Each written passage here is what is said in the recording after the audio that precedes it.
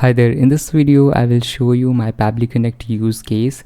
So in our case we have trainers who review participants' speeches. So basically participants submit a form and then our trainer review the speech. Alright, so for example, if the 5 responses come, then it will be distributed among 5 different trainers. I mean, depending on the trainer. For example, in your case you might have 3 trainers or 6 trainers, so the number will change according to that, right?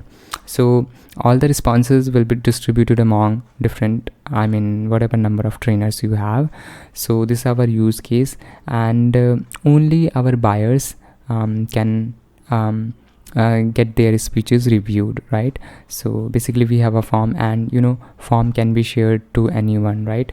So for that we have created a filter system. So if the particular email ID is available in our active campaign, then only the workflow will trigger, right? So this is a little mind map I created.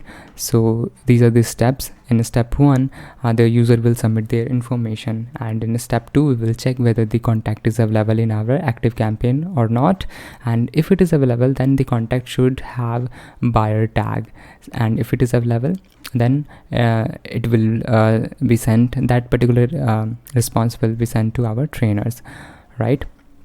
And so for that so now let me show you my Pabbly Connect workflow. So from webhook URL, data is coming. We are using a blog survey to collect responses, and in the next step you will search email ID. In action event you can use search contact, and then it will return all the details. Alright, so one thing you notice that you cannot see, there is no tags, right? You cannot see the tags. You can see only contact tags link. Let me show you, just a second. So here are links, as you can see, contact tags, but there is no direct tags. You can see these are links.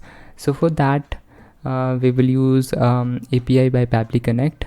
So click on you can save this response, and then in the third step use API by Pabbly, and in the action event choose get, and in the endpoint URL enter the URL contact tags.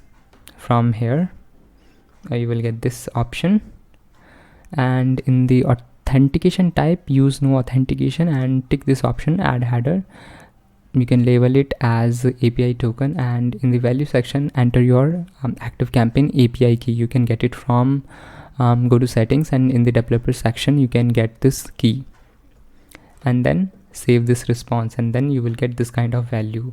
And in the next step we will use data transformer by Pabbly Connect, and in action event use line itemizer, and then here in line itemizer array you can enter previous step response. This response you have to enter here, and then save it, and then you will get tag IDs.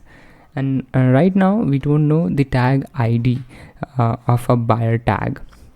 So to get the tag ID, go to contacts, go to manage tags, and search your buyer tag. So in our case this is our buyer tag, and we want to know this tag ID. Alright, so right click on it and click on view page source, and then you will get this kind of interface, and search your tag, and you will see data value 50. So this is our tag ID, so we will use that to create a filter. Alright, you can save this data, and in the next step we will create a filter. So choose tag, and filter type contains, and the value should be 50, but I was testing, so the value was 158. Right, so in that way we will know that this particular email ID is our buyer, right? And then the workflow will proceed, and then I have used round robin method. So you can use number formatter by Pabbly, and then action event as counter, and initial value will be 1. And so basically this workflow, these are the 2 steps. As number 6 step and number 7 step will distribute the responses among different trainers that we have. So this number, as you can see, reset counter after reaching certain number. So in our case we have 5 trainers, then this count will reset after 5 count, right? So this is our workflow. I hope you find it useful. So that's it for this video.